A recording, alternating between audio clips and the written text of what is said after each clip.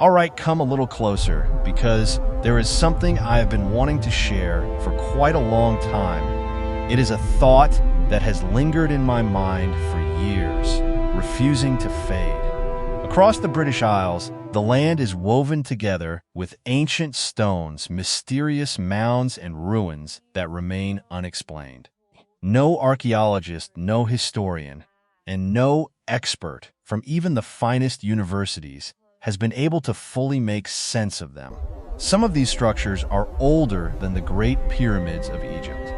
Others were created by people who left behind no written records, no names, and no clear trace of who they were. And a few of these places sit quietly in damp, lonely fields, far from busy roads, observed only by grazing sheep and the occasional lost traveler holding a rain-soaked map. Today, I will take you on a journey through 15 of the most unusual and puzzling structures this misty land has to offer. If this sparks your curiosity, make sure to subscribe to Forbidden Fathoms, and let us begin our exploration with a place that everyone has heard of, yet very few truly understand. Yes, I can already guess what is on your mind when the Avebury Stone Circle is mentioned. At times, it feels as though the entire region must have once been a vast Neolithic construction ground. Avebury stands as the largest stone circle on Earth, stretching more than 330 meters across. Surrounding it is a massive bank and ditch that encloses roughly 11 hectares of land. Within this enormous space lie 3 separate stone circles. The outer ring originally held close to 100 stones, yet today only around 30 remain. The rest were gradually destroyed over time, taken apart and reused by medieval farmers who either did not realize or simply did not care that they were dismantling a monument far older than the invention of the wheel itself. The origins of Avebury date back to approximately 2,600 years before the Common Era. Much later, a village was built directly within the circle, creating a rare and almost surreal experience where one can sit inside a local pub and gaze out at stones that have stood for over 4,000 years. The true purpose of Avebury remains uncertain. Some researchers believe it served as a ceremonial center, possibly connected to nearby landmarks such as Silbury Hill, forming a larger sacred landscape. Others think it may have been a gathering place for ancient communities. There are also suggestions of astronomical alignments, though the supporting evidence is not particularly strong. The history of destruction at the site is just as remarkable as its construction. During the medieval period, religious authorities regarded the stones as symbols of pagan belief and encouraged their removal. Villagers dug pits beside the stones and pushed them down into the earth. In one tragic instance, a barber surgeon lost his life when a falling stone crushed him during such an effort. His remains were later discovered beneath the stone in the 20th century, along with personal belongings that dated his death to the early 1400s. Today, his story serves as a haunting reminder of the past. Over time, many stones were also broken apart for building purposes. Fires were lit against them until they cracked, and then the pieces were smashed further for use. Despite all of this, part of Avebury still survives, which feels nothing short of extraordinary. Visitors can enter the site freely, though parking comes with a fee. Nearby, the Red Lion Pub offers a warm place to rest and enjoy a hearty meal while surrounded by one of history's most enduring mysteries. Let us return once more to Orkney, and I assure you this will be the final stop in this remarkable region. Mosh Showe is a Neolithic chambered tomb constructed around 2,800 years before the Common Era, and it stands as one of the most extraordinary examples of prehistoric design anywhere in Europe. The entrance passage is not random in its direction. It is carefully aligned so that during the winter solstice, the setting sun sends its light straight through, the narrow corridor, reaching deep into the heart of the tomb and illuminating the rear wall of the central chamber. This effect was no accident. It required careful planning, knowledge of the sun's movement, and precise execution by builders who lived over 4,000 years ago. The construction itself is nothing short of astonishing. The main chamber is formed from massive stone slabs, some weighing as much as 30 tons. These stones are fitted together so tightly that even the thinnest object cannot pass between them. Above, the roof rises in a corbelled shape, reaching a height of about 4.5 meters from the floor. Extending from the central space are 3 smaller chambers, each likely used as burial areas. When the tomb was first excavated in the 19th century, it was found to be empty. However, fragments of human bone suggested that it had once held burials that were disturbed long before its rediscovery. Inside, the walls tell another story. They are covered in Viking runes, carved centuries after the tomb was built. In the 12th century of the Common Era, Norse visitors broke into the structure, likely seeking shelter during a storm. While inside, they left behind inscriptions that still remain today. These carvings include bold claims of skill, playful remarks, and references to treasure. One inscription proudly declares that the runes were carved by the most skilled rune writer in the Western Seas. The collection of these markings is among the largest groups of Viking inscriptions found outside Scandinavia. Some carvings depict creatures such as a dragon and a walrus, while others carry more personal messages. One simple line praises a woman named Ing as the most beautiful of all. It is a reminder that even across centuries, human expression remains familiar. This site holds layers of history that feel almost overwhelming. A tomb built 4,000 years ago, later entered by Viking travelers, and now visited by people from around the world. The passage of time is written into its very stones. Access to Maeshowe requires advanced booking due to its limited space, allowing only a small number of visitors inside at once.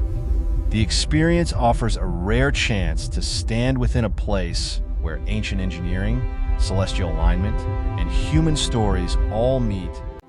The Nine Ladies Stone Circle at Stanton Moor in Derbyshire is a modest Bronze Age monument created roughly 4,000 years ago. The circle is made up of 10 stones, even though its name suggests 9. 9 of them remain upright, while one lies flat on the ground. It is situated on a quiet moorland plateau and can easily be overlooked by visitors passing through the landscape. According to local legend, the stones were once 9 women who were transformed into stone as punishment for dancing on a Sunday, while a 10th larger stone nearby, known as the King's Stone, is said to represent their fiddler. The deeper mystery lies in the surrounding ancient landscape. Stanton Moor contains more than 70 Bronze Age burial cairns within just 1 square mile, forming a vast prehistoric burial ground. The reason this area became such an important ceremonial site remains unknown. Some researchers suggest it was sacred to a specific tribal community, while others believe the unique geology of gritstone outcrops gave the land a spiritual atmosphere. Visiting the site is free of charge, and the moor remains open access land for everyone to explore and experience its historic and mysterious character. Today, it continues to attract historians, walkers, and mystery seekers who come to experience its ancient atmosphere and quiet natural beauty that still holds echoes of prehistoric life and forgotten rituals preserved within the moorland environment across generations, making it a timeless heritage landmark of Britain history and mystery combined together. The Hill of Tara, located in County Meath in Ireland, carries a deep and fascinating past. Yes, It is true that Ireland is no longer officially part of the United Kingdom, yet Northern Ireland remains within it. Even so, the Hill of Tara holds such immense cultural and historical importance across the entire region that it deserves recognition regardless of political boundaries. This remarkable site is not just a single monument, but a vast collection of ancient structures that were actively used for nearly 4,000 years, stretching from the late Stone Age all the way into the medieval era. Among its many features is a passage tomb known as the Mound of the Hostages, which dates back to around 3200 before the Common Era.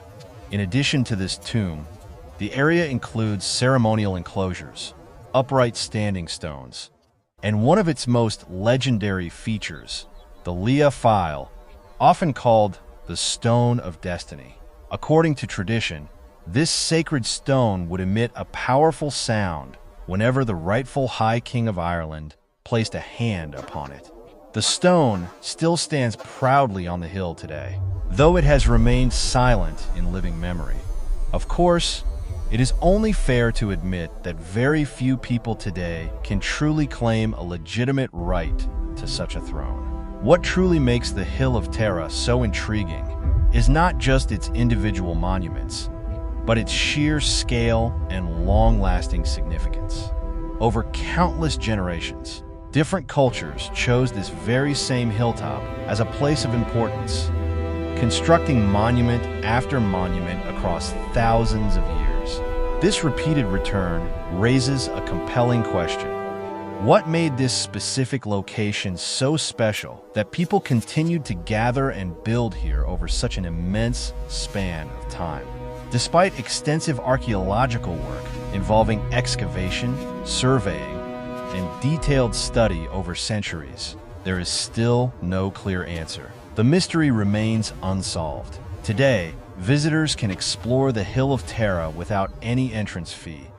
Although parking nearby requires a small payment of a few euros, the Uffington White Horse in Oxfordshire stands apart from other historic landmarks, earning a place in a category of its own. This striking figure is an enormous shape formed from chalk, stretching about 110 meters in length, carved into the slope of a hill close to the village of Uffington.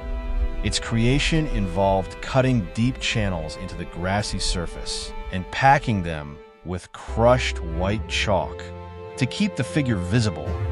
These trenches must be cleaned and refreshed regularly so that grass does not cover them over time. For around 3,000 years, this horse has been carefully maintained through a repeated process known as scouring, which has taken place approximately every 7 years.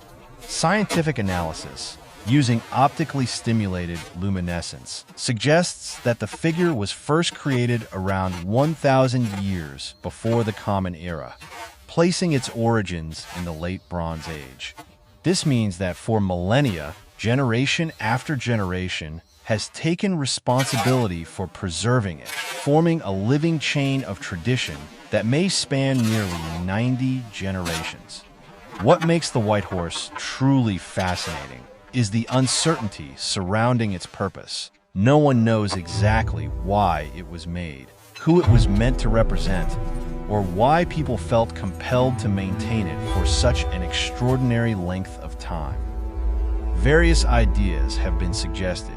Some believe it may have served as a tribal symbol, while others think it could represent a powerful horse deity. Another theory connects it to the ancient Atrebates tribe, suggesting it may have marked territory or identity. The design itself is highly stylized, almost abstract in form. The body appears long and flowing, the legs are slender, and the head is only faintly defined. Its full shape is difficult to appreciate from ground level and becomes clear only when viewed from a distance or from above. This leads to an intriguing question. If the figure can truly be seen only from the sky, who was it intended for?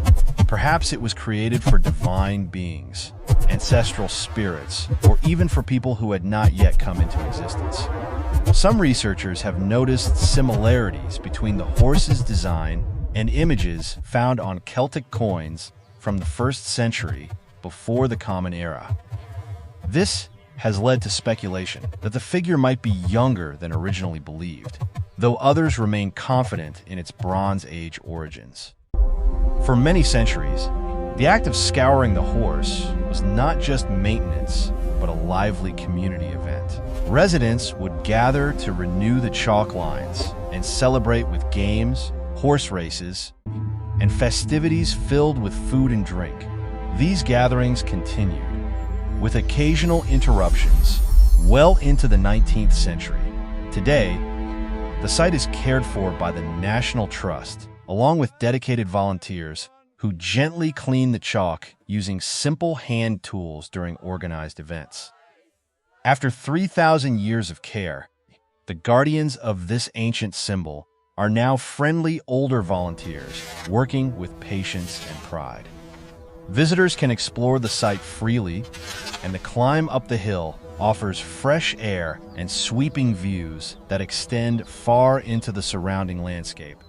Bryn Celyn Ddu, located on the island of Anglesey in Wales, is a site rich in mystery and ancient significance. Its name translates to the mound in the dark grove, and it is widely regarded as one of the most remarkable passage tombs found in Britain. Constructed around 5,000 years ago, the site has undergone several transformations over time. It began as a henge, a circular enclosure surrounded by a ditch and bank, likely used for ceremonial or communal gatherings. Later, it was converted into a burial chamber and eventually covered with earth to create the mound that still exists today. Inside the chamber, there stands a single carved stone pillar decorated with spiral patterns etched into its surface. The meaning of these spirals remains unknown. No one can say who carved them or why this particular stone was placed within this specific chamber. These unanswered questions add to the deep sense of mystery that surrounds the site. One of the most fascinating features of Bryn Celyn Ddu is its precise alignment with the summer solstice sunrise.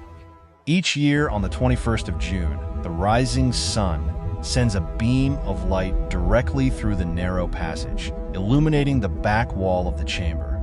This effect is not accidental.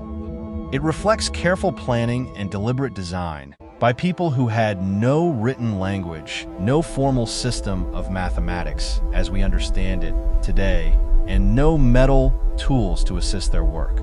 What makes this site even more intriguing is its earlier history. Before the passage tomb was constructed, the location served as a henge. At some point, this original structure was intentionally destroyed, and the tomb was built on top of it. Some of the standing stones from the earlier henge were reused in the new construction. This suggests that the site held spiritual or cultural importance long before it became a burial place. The act of replacing the henge with a tomb may represent a shift in beliefs or practices, possibly even a form of cultural or religious takeover. Adding to the mystery, archaeologists discovered that at some point during the same period, a human ear bone was buried at the entrance of the tomb. Only the ear bone was found, with no other remains nearby. This unusual detail has puzzled researchers who have studied it extensively without reaching a clear explanation. Today, visitors can explore Bryn Celyn Ddu without paying an entrance fee. There is a small roadside parking area nearby. It is often recommended to wear sturdy boots, especially in wet conditions, as the surrounding ground can be muddy and uneven. Castlereagh Stone Circle, located in the Lake District of Cumbria, is often considered the most breathtaking stone circle in Britain. Surrounded by dramatic landscapes, this ancient site captures both beauty and mystery in equal measure. It was constructed around 3200 before the Common Era, making it one of the oldest known stone circles in the British Isles. The circle consists of 38 stones, arranged in a slightly flattened ring. Within this formation lies a rare feature, a rectangular grouping of 10 additional stones set inside the main circle. This inner structure is highly unusual and almost unique among stone circles. Its purpose remains unknown, leaving historians and archaeologists to debate its meaning. Some believe it may have been used for ceremonial purposes, while others suggest it could have marked a burial alignment or served as a special space reserved for a ritual leader. What truly sets Castlerigg apart is its remarkable location. The circle is positioned within a natural amphitheater formed by surrounding mountains. With hills rising in every direction, this placement was clearly intentional. The builders selected this site not out of convenience, but for its visual and symbolic impact. The environment itself seems to have been an essential part of the experience. Certain stones within the circle appear to align with important celestial events. The tallest stone is positioned in a way that matches the midwinter sunrise as it appears over the nearby hill known as Threlkeld Kanat. Another stone aligns with the rising of the bright star Capella during a similar period. These precise alignments suggest careful observation and planning, making it unlikely that they occurred by chance. Some archaeologists propose that Castlerigg may have served as a gathering place for Neolithic communities across the Lake District. It might have functioned as a meeting point, a trading center, or even an early astronomical site connected to seasonal changes and mountain peaks. Evidence supports this idea, as polished stone axes from the quarries at Great Langdale have been discovered at the site, indicating it played a role in a wider network of prehistoric exchange. Today, visitors can explore Castlerigg Stone Circle freely, although parking nearby is limited. Arriving at sunrise, especially when mist drifts gently across the hills, offers a powerful glimpse into why ancient people chose this extraordinary place to build something so enduring. If you have followed this journey so far, then you have reached perhaps the strangest sight of them all. Carn Uni Fogo in Cornwall stands as one of the most puzzling ancient structures in Britain. The word fogu comes from an old Cornish term meaning cave, and it refers to an underground passage lined with stone, built within Iron Age settlements in the southwest of Britain. Carn Uni contains one of the finest surviving examples, constructed around 500 years before the Common Era. The passage extends for roughly 20 meters beneath the ground and includes a side chamber that leads into a circular domed room measuring about 4.5 meters across. This chamber is carefully lined with stone slabs, creating a space that feels both deliberate and mysterious. No one truly knows the purpose of these fogus. They do not appear to serve any clear practical function. The conditions are too damp for storing food, too exposed to be effective hiding places, and far too complex to be simple storage cellars. Various theories have been proposed over time. Some suggest they were used as ritual spaces for ceremonies, while others believe they may have offered refuge during attacks. There are also ideas that they could have been burial chambers or places connected to ancestor worship. Despite all these possibilities, the truth remains unknown. Fogus are unique to Cornwall. They are not found elsewhere in Britain or across Europe, making them a regional mystery with no clear beginning or conclusion. The effort required to build the Carn Uni Fogo would have been immense. Large granite slabs weighing several tons were quarried, shaped, and carefully fitted together below ground level. The circular chamber is especially unusual. featuring a corbelled roof that was once topped with a wooden structure that has long since decayed. When archaeologists explored the site in the early 20th century, they discovered no bones, no burial items, and no clear signs of ritual activity. The space was simply an empty stone chamber hidden beneath the earth. However, some researchers have noted that the chamber has remarkable acoustic properties. Sound carries and echoes in a powerful way inside the space. A voice raised in song or chant would fill the chamber with resonance, creating an intense and almost otherworldly experience. This has led to the idea that the Fogo may have been used for sound-based rituals, though there is no evidence to confirm this. The village of Carn Uni itself was inhabited from around the 5th century before the Common Era through the Roman period. The remains of stone houses still surround the entrance to the Fogo. It is this contrast between everyday life above ground and the mysterious underground structure that makes the site feel so unusual. Today, entry to Carn Uni is free and the site is cared for by English Heritage. The Man and Toll in Cornwall is one of the most unusual and intriguing ancient sites in Britain. Its name comes from the Cornish language and means the hold stone. The formation itself is quite small, made up of 3 stones. 2 upright stones stand on either side of a central circular stone that has a large hole cut through its middle. Despite its simple appearance, the site carries a long and mysterious history. The structure is believed to date back to the Bronze Age, roughly between 3,500 and 4,000 years ago. Although some researchers suggest it could be even older, the original arrangement of the stones is not fully known.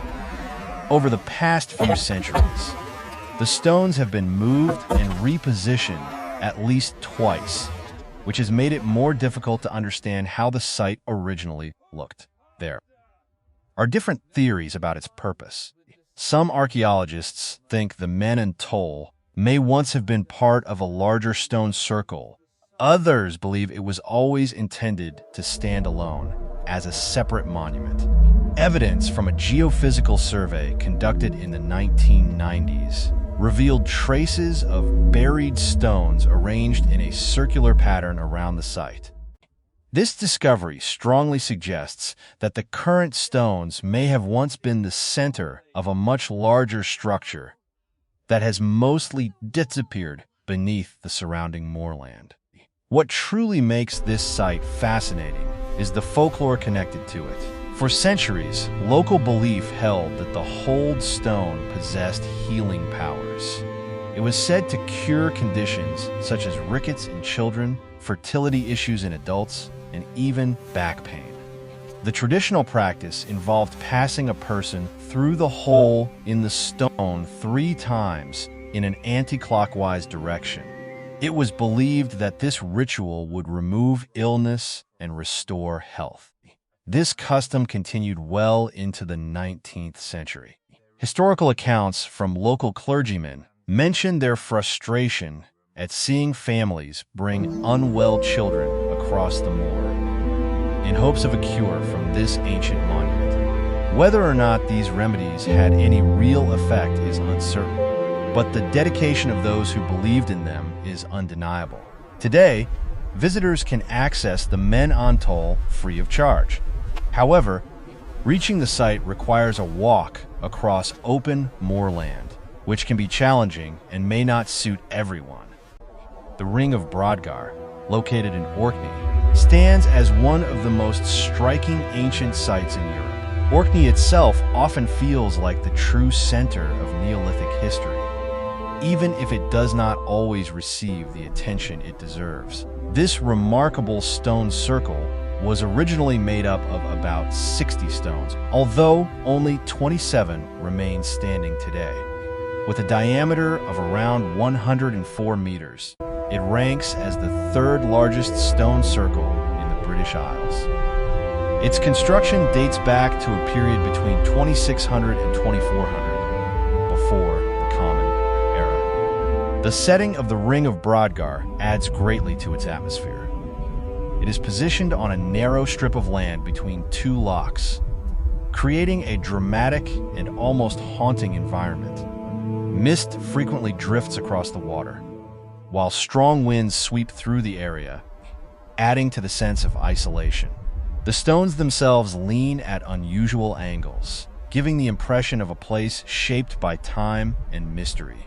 One of the most puzzling aspects of the site is the absence of clear evidence explaining its purpose. Archaeologists have not discovered human remains, burial chambers, or ritual deposits within the circle. It remains an open space surrounded by towering stones, with no obvious function. The stones vary greatly in size and shape, which is uncommon compared to other Neolithic circles that usually feature more uniform stones.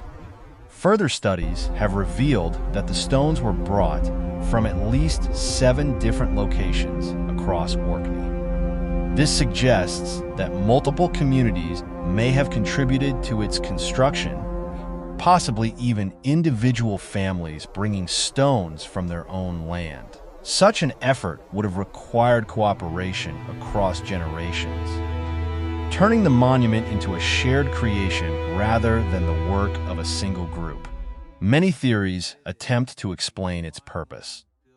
Some suggest it was used for observing the sky and tracking astronomical events, while others believe it served as a gathering place for different groups or held religious importance.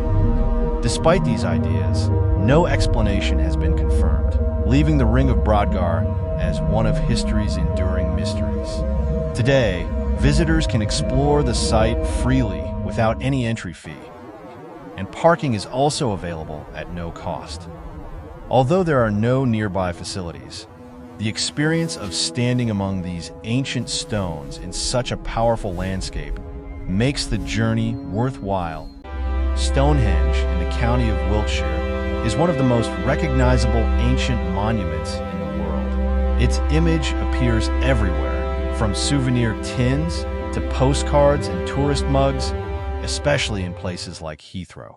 However, the real story behind Stonehenge is far more complex and mysterious than the simplified version often taught in schools. The structure we see today was not built all at once. Instead, it developed over a period of about 1,500 years. The earliest stage began around 3,100 before the Common Era, when the first earthworks were created. Over time, the site evolved through multiple phases of construction, modification, and rearrangement. The massive sarsen stones, some weighing as much as 25 tons, were transported from the Marlborough Downs, which lie approximately 25 kilometers away. Even more astonishing is the origin of the smaller bluestones. These stones were brought from the Preseli Hills in Wales, a distance of about 240 kilometers. This journey was completed without the use of wheels, horses, roads, or modern machinery. Instead, the builders relied on simple tools such as ropes and wooden supports, combined with immense effort and determination. Despite all the research conducted over the years, no one truly understands why these specific stones were chosen or why they were transported from such a distant location. Many theories have been proposed to explain the purpose of Stonehenge. Some suggest it functioned as an astronomical calendar, while others believe it served as a burial ground or a place of healing. The idea that it was a temple for Druids is often mentioned, although this theory is incorrect because Druids lived thousands of years after Stonehenge was already standing. In modern terms, the cost of building such a monument would likely amount to tens of millions of pounds. Today, visiting Stonehenge requires purchasing an entry ticket, which costs around £26 for an adult during peak season. Visitors come from all over the world, with more than 1.6 million people arriving each year. Many leave believing they have understood its purpose, but in reality, its true meaning remains unknown. Recent research has added new details, but has not solved the mystery. In 2020, a team from the University of Brighton confirmed through scientific analysis that the largest sarsen stones originated from a specific area known as West Woods, located about 25 kilometers north of the site. While this discovery answers the question of where the stones came from, it still does not explain why they were moved or how such an enormous effort was organized. The arrangement of the stones also raises questions. Why were they placed in a circular formation? Why does the central axis align so precisely with the midsummer sunrise and the midwinter sunset? Why was the site continuously rebuilt and altered over such a long period, as if the work was never truly complete? Archaeologist Mike Parker Pearson has suggested that Stonehenge may have been a monument dedicated to the dead, connected by the River Avon to a nearby site known as Durrington Walls, which he believes represented the world of the living. Other researchers disagree and offer different interpretations. Some think it was a healing center, noting that many skeletons found nearby show signs of injury or physical conditions. Others argue that it may have been a symbol of unity, built to bring together different tribes of prehistoric Britain. In the end, the most honest conclusion is that no one truly knows. Stonehenge has held onto its secrets for around 5,000 years, and it may continue to do so for many thousands more.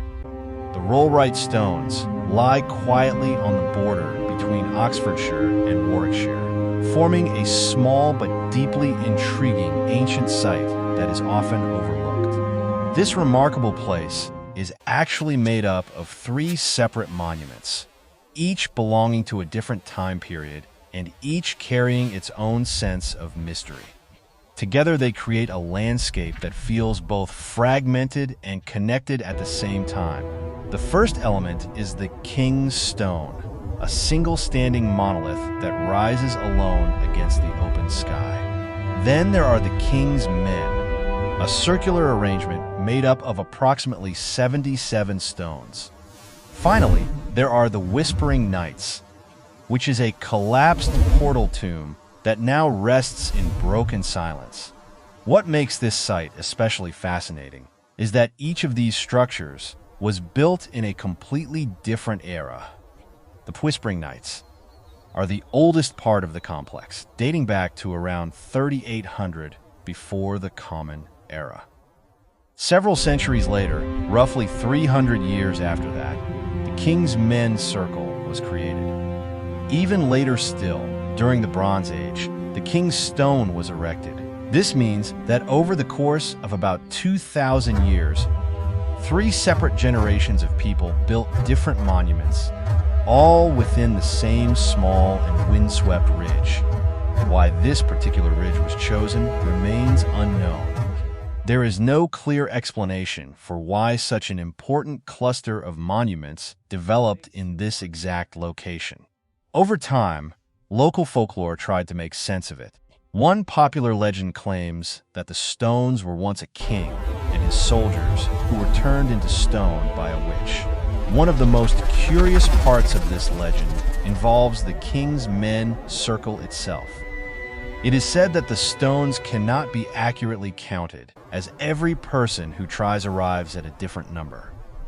While this is not magical, the explanation lies in the irregular and weathered shapes of the stones. Some appear fused together or partially hidden, which creates confusion when counting. Still, the mystery has helped the legend survive for centuries. Today, visiting the Rollright Stones is surprisingly affordable. Eldry is based on a simple honesty box system, costing just £1.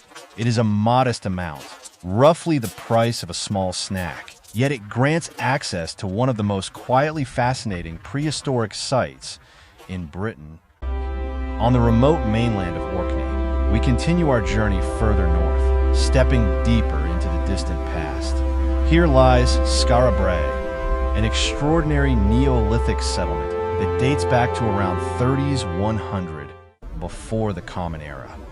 This remarkable site is even older than Stonehenge and predates the construction of the Great Pyramids of Egypt, placing it among the earliest known examples of human community life. For thousands of years, Skara Brae remained hidden beneath layers of sand, completely lost to time. It was only in the year 1850 that a powerful storm swept across the area, tearing away the protective dunes and revealing the remains of this ancient village. What emerged was a collection of 8 stone-built homes, all connected by a network of covered passageways that once sheltered their inhabitants from harsh weather. Each house is carefully constructed and surprisingly well preserved. Inside, you can still see stone beds, dressers, hearths, and storage spaces, all crafted from stone. The level of preservation is truly astonishing. Walking into one of these homes feels like stepping directly into the lives of people who lived there 5,000 years ago. You can even identify where families once stored their belongings and prepared their meals. What makes Skara Brae even more intriguing is the uniformity of its design. Every house follows almost the same layout, with a central hearth, a bed positioned on each side, and a stone dresser placed opposite the entrance. This consistent structure raises many questions. There is no clear evidence of social hierarchy. There are no larger homes that might suggest leadership, nor smaller ones that might indicate lower status. Instead, all dwellings appear nearly identical, suggesting a community that may have lived without strict class divisions. Archaeological discoveries at the site, including tools, beads, graves, and carved stone objects, provide some clues about the lives of its inhabitants, but they do not offer clear answers. The biggest mystery, however, is why the village was abandoned. Around 2500 before the Common Era, the settlement appears to have been left suddenly, with many possessions still inside the homes. Various theories attempt to explain this disappearance. Some believe a powerful storm may have forced the residents to flee. Others suggest that changing climate conditions made the area uninhabitable. There are also ideas about disease or conflict driving the community away. Despite these possibilities, the true reason remains unknown. Even more puzzling is the fact that we do not know who these people were, what language they spoke, or where their descendants may have gone. One of the most fascinating discoveries at Skara Brae is a small stone container built into the floor of one house. This box, sealed with clay to make it watertight, contained the remains of limpets. Experts believe it was used to keep fishing bait alive. This simple yet clever invention reveals a very human detail about the people who lived here. It shows that even 5,000 years ago, someone was thinking practically about everyday needs. Today, visitors can explore Skara Brae and even visit the nearby replica house to better understand how life once was. The experience offers a rare and powerful connection to a vanished world, making it a truly unforgettable place to visit. In the county of Wiltshire, a region that seems filled with ancient wonders, we come across one of the most puzzling constructions of prehistoric Britain, Silbury Hill. It almost feels as though this area became a gathering place for early communities whenever they had time, energy, and an abundance of stone to work with. Silbury Hill holds the title of the largest human-made prehistoric mound in all of Europe, rising to a height of approximately 39.5 meters and spreading across about 5 acres of land. This massive structure was created roughly 4,400 years ago. What makes it even more astonishing is the method of its construction. Every part of the hill was built manually, layer upon layer, using an estimated 400,000 tons of chalk, earth, and debris. The effort required to complete such a task is believed to equal around 18 million hours of labor. That number alone is enough to leave anyone in disbelief. Yet the most confusing aspect of Silbury Hill is not its size or the effort behind it, but the complete absence of anything inside it. There is no burial chamber, no hidden tomb, no valuable treasure, and no central space that might explain its purpose. Excavations carried out during both the 18th and 20th centuries involved digging directly through the center of the mound. Despite these extensive efforts, archaeologists found nothing of ceremonial or cultural significance. Instead, they uncovered only carefully arranged layers of soil, tightly packed and clearly maintained with great attention.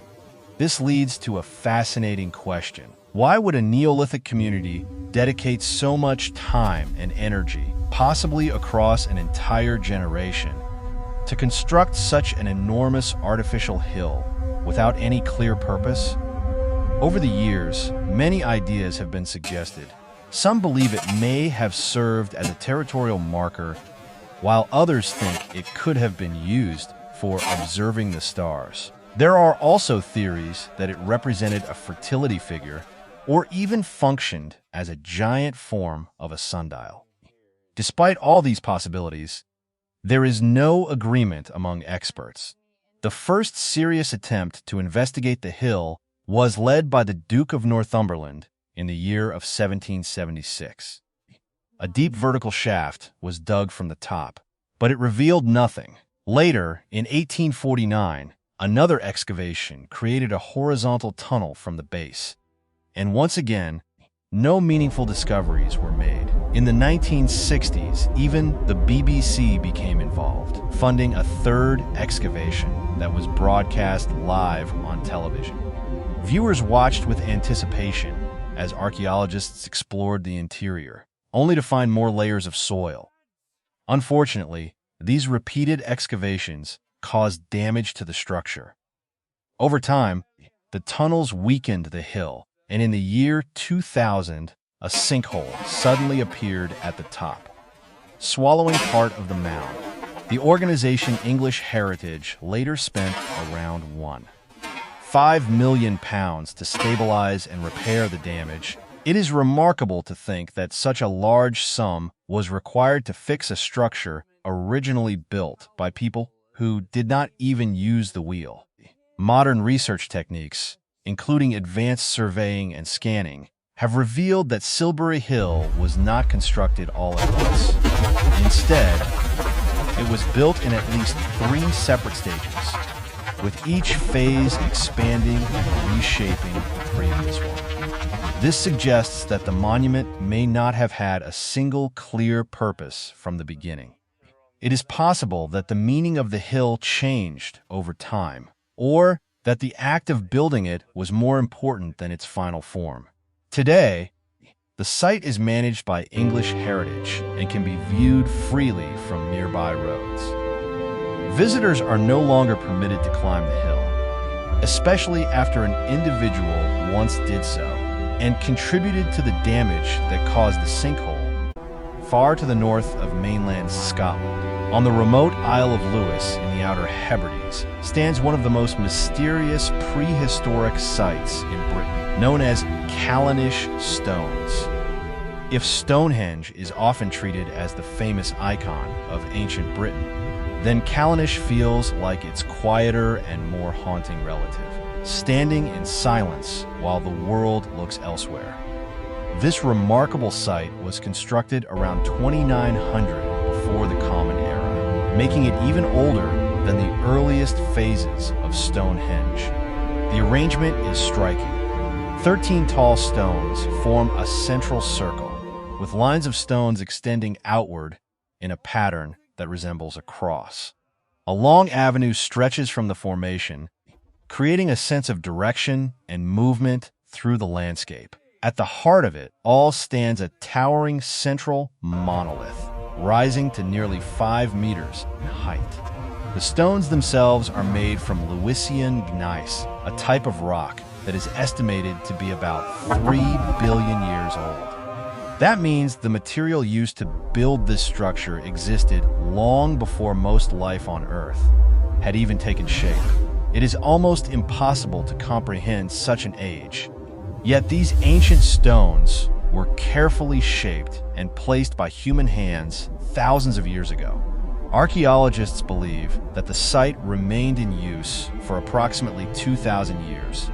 After that, it was abandoned and gradually covered by layers of peat, eventually disappearing from sight.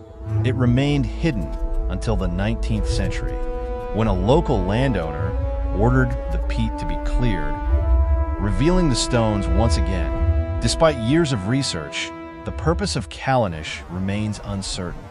The cross-like design is particularly puzzling, especially considering that Christianity would not appear for another 3,000 years. Some experts suggest that the arrangement aligns with the lunar standstill, a rare astronomical event that occurs roughly every 18.6 years. Others believe the site may have been used for ceremonial or ritual purposes. There are also more unusual ideas, including suggestions that it served as a landing site for visitors from beyond this world. Though such claims are often dismissed, local folklore adds another layer of mystery. According to legend, the stones were once giants who refused to convert to Christianity and were turned into stone as punishment. Whether taken as myth or metaphor, the story reflects how deeply the site is woven into the cultural memory of the region. The location of the circle itself is both beautiful and slightly unsettling. To the south, the hills of Harris form the shape of a reclining female figure, known locally as the Catch na Moint, or the Old Woman of the Moor. During the lunar standstill, the moon rises between the hills in a way that appears to emerge from her form, travels low across the horizon, and eventually sets behind the central stone. This alignment is not just legend. Astronomers have confirmed that it is real, which means that thousands of years ago, people on this remote island carefully observed the sky and tracked a rare celestial cycle. This raises many questions. How did they gain such precise knowledge of the heavens?